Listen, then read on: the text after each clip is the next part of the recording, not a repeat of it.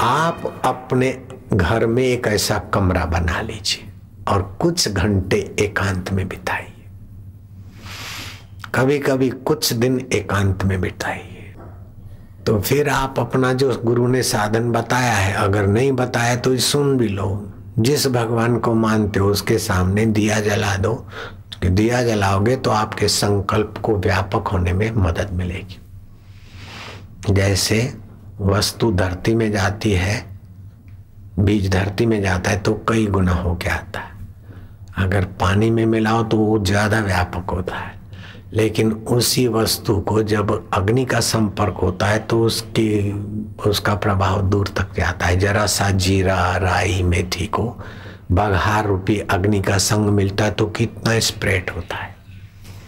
ऐसे मंत्र जपते समय, ध्यान करते समय या भगवान की पूजा करते समय जो धूप दीप हम करते हैं, तो ऐसा नहीं कि भगवान जरा राजी हो जाए, भगवान खुश हो जाए।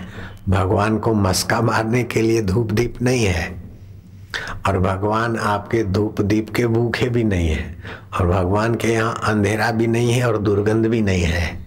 दुर्गंध होती है बाथरूम में, तो लोग कई गंदी गंदी केमिकल रखते हैं। दुर्गंध तो दबती है, लेकिन वो केमिकल तो नुकसान करती है।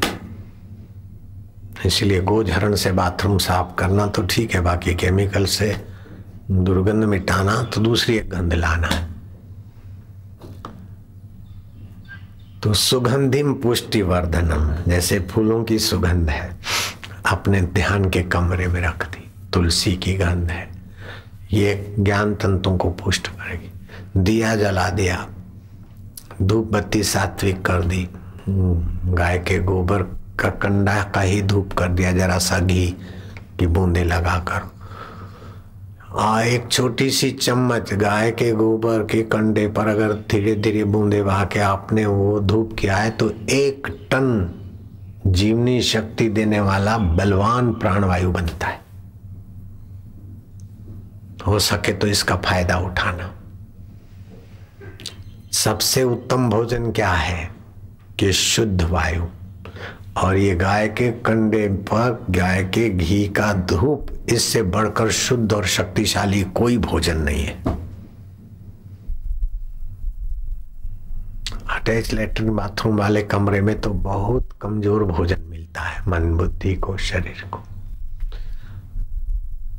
इन कमरे में शुद्ध हवा आती रहे और उसमें भी कभी कभी ये धूप होता रहे, अथवा पूजा के रूम में संसारी व्यवहार ना हो और एक कमरा रख दिया जाए ध्यान भजन के लिए।